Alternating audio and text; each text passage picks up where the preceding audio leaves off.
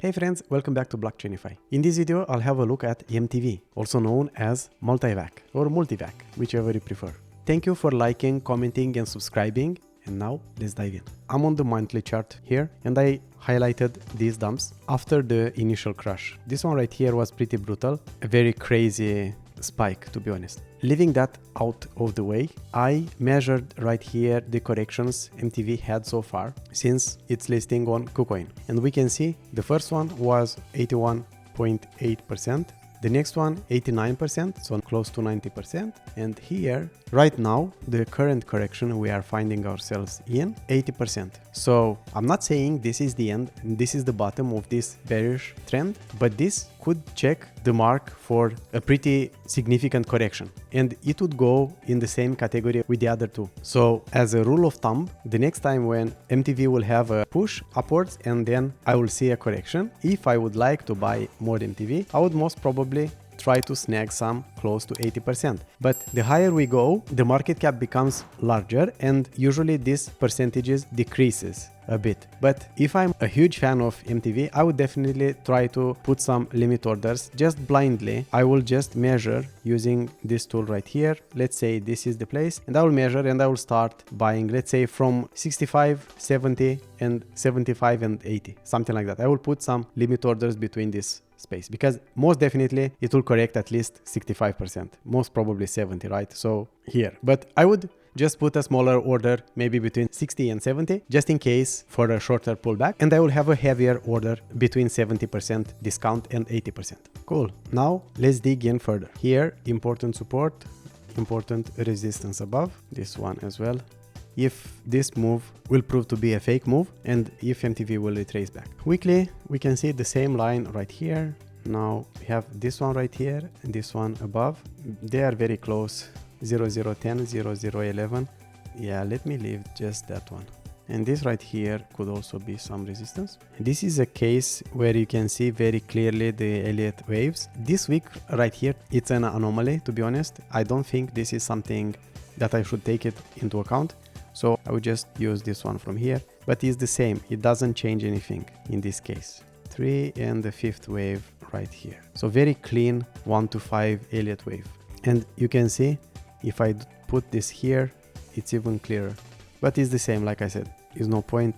I really think this is an anomaly. So I'll just leave it out from the equation for now. Of course, let's do a Fibonacci retracement and on the linear scale, this week doesn't look so scary anymore. Okay, let's look deeper right here.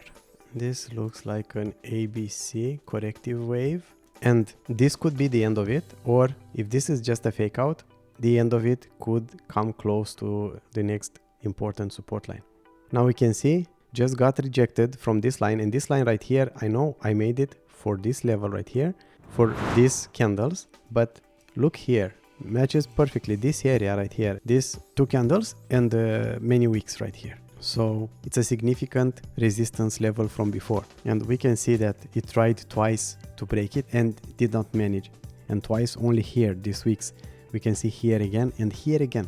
So it failed many times at this level right here. But the more times a level is tested, the weaker it becomes. So maybe next time it will be broken. Now let me go to the daily chart, and if it's indeed an ABC correction wave and the wave C ends here, then this could be the start of a new impulsive wave, 1 to 5, right? And we could find 2 here, 3 and 4 maybe, or 3 could go higher. I don't know, these numbers right here depends. And also this can be invalidated if we get a lower low here. If this goes lower, so then this becomes invalidated, so we don't have an impulsive wave, but we are still in the correction. Now looking more locally right here, let's see where this bounce happened. This bounce happened pretty close to 0.5, which could be a valid bounce point for this, and before, but could also go to this area right here where we find 0.618. Let's do a Fibonacci extension and see if we can find any other confluence for this. And yeah, looks like this line right here matches 0.236. So if the 0.618 won't hold, the next one could be here. And this will not invalidate the next impulsive wave, of course. At the same time, there is also another possibility that the first wave is not done yet, because if it goes higher and keeps doing like that before making a clear higher low, something like here, then we could say that this is actually the wave number 1, and then we could get wave number 2, and then 3 and 4 and 5 and so on. So this is subject to update depending on the price action.